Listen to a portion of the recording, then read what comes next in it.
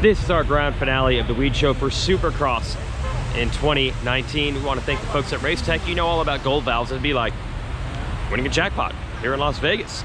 Gold valves make your suspension plusher, but with better bottoming resistance, more traction, and it's all made and engineered right here in the USA. Can you really get much more American than this? Las Vegas. We had fun in the Big Apple, Manhattan, and New York City shooting our show last week.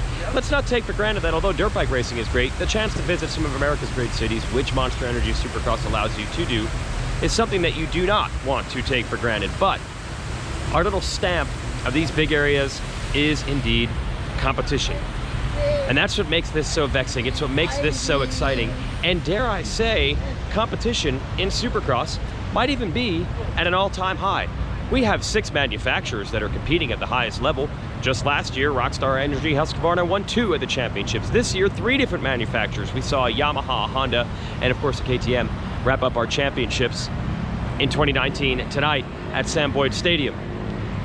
There are so many different people, so many different riders, so many different machines that all have a shot at this. It's what makes it all so intriguing.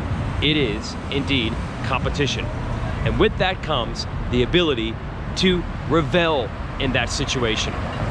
Let's first talk about 250SX East. Chase Sexton, well, yeah, he was given a great opportunity because Austin Forkner was dominating 250SX East. He went out with a knee injury officially last week. Sexton did what he had to do. He was solid and really didn't get much of a challenge from his main championship competitor, which is Justin Cooper, who didn't have his best stuff the last 2 weeks. Sexton wins the championship kind of in surprise fashion because it's only his second full season and he's only 19 years old. And suddenly here is Sexton with a championship for Geico Honda.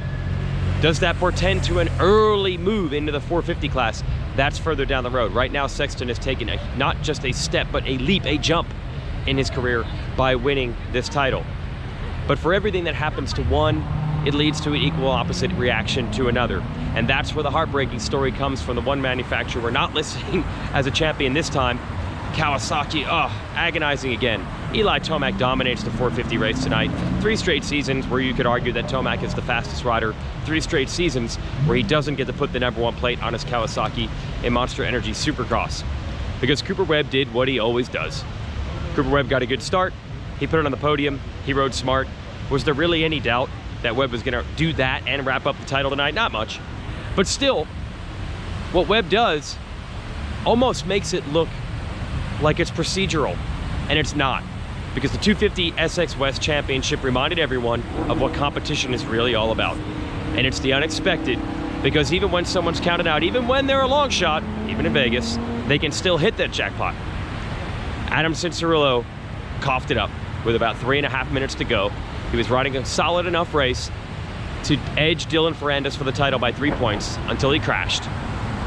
Now, 9 times out of 10, a crash that he had, everything would have been okay. He would have had to make up some ground desperately in the last few laps to get points back, but he couldn't because this one time the bike was bent. Heartbreaking agony, but that is also the spirit of competition. And Dylan Ferrandis, who, by the way, when he needed it most, got his best start of the year, probably rode his best race of the year, heck, maybe the best race of his life, under pressure. And that made it that much more difficult on AC, because with Ferrandis leading the entire way, Adam had no room for error, and that pressure cost him. It shows how these things are not procedural. And for Cooper Webb to go out and do what he did all year long and not really make any mistakes at any point, it's something to celebrate. Because I understand that Cooper Webb didn't win the 2019 title by blowing your mind with quads or quints or blitzing whoops faster than any human has ever done it or throwing out the gnarliest scrubs. On the bike, I'd say you could describe his racing best as a tactician. He was always putting things exactly where he wanted them in the right place at the right time. But it was really his racecraft that made all the difference. When you want to talk being competitors and competition, you could sum this up like this. Cooper Webb has managed to stuff most of his brash outspokenness that defined his success in the 250 days. He stuffed it away. We didn't hear much about it. But he finally had to let loose a little bit when the championship emotions got the best of him. You see, Webb and Cincerillo go pretty far back in the amateur days. Both of them kind of talked down a potential rivalry that they might have had at that time. But Webb couldn't resist one little jab, couldn't resist the old Cooper Webb flaring back up when he was asked in the press conference, when you saw Adam make a mistake in his championship, did it make you a little nervous that you could do the same in yours? And Cooper Webb said, nope, he cracked, I didn't. That's competitors being competitive with each other right there, and they're not even in the same class. That's Supercross's little stamp on the best cities in this country, if not the world. It was really fun here in 2019 to see all these different riders, all these different teams have a shot at it.